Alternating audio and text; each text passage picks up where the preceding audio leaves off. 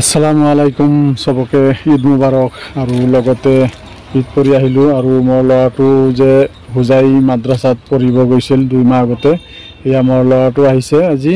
আমি একেলগে নামাজ পঢ়ি আহিলোঁ তো আমি আজিৰ ব্লগটো আৰম্ভ কৰোঁ সবকে ঈদ মুবাৰক ঈদৰ নামাজ পঢ়ি আহিলোঁ বহুত কষ্টত তাৰমানে যোৱা বছৰো বৰষুণত ভিজি ভিজি নামাজ পঢ়িছিলোঁ এই বছৰো তেনেকুৱাই হ'ল কুৰবানি ঈদটো তাৰমানে ভালকৈ নামাজ পঢ়িবই নোৱাৰোঁ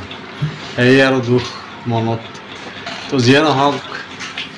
আল্লাহ আৰু যেনেকুৱা যি হালে নামাজ পঢ়ায় সেনেকৈ আৰু শান্তি তো যিয়ে নহওক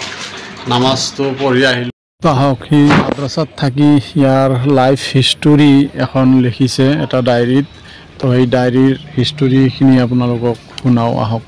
প্ৰথমতে যেদিনাই মোক মা আৰু বাবাই মাদ্ৰাসাত এৰি থৈ গুচি আহিল সেইদিনা মই যেন অকলশৰীয়া হৈ পৰিলোঁ যেন লাগিলে মা আৰু বাবা নথকা জাগাত যেন এনেকুৱা লাগে আন্ধাৰ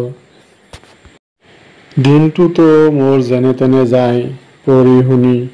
ৰাতি হ'লে মোৰ যেনে হুকহুকাই কান্দন ওলাই আহে মই যেন কান্দন মই নিজকে মানে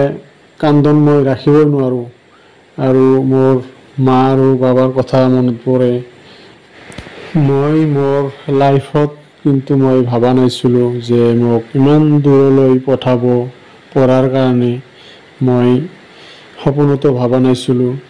যে মা বাবা এৰি থৈ মই ইমান দূৰত আহি পঢ়িব লাগিব তো গাইজ দোৱা কৰিব মোৰ কাৰণে মই যাতে ডাঙৰ মানুহ হৈ যাব পাৰোঁ ইয়াৰ পৰা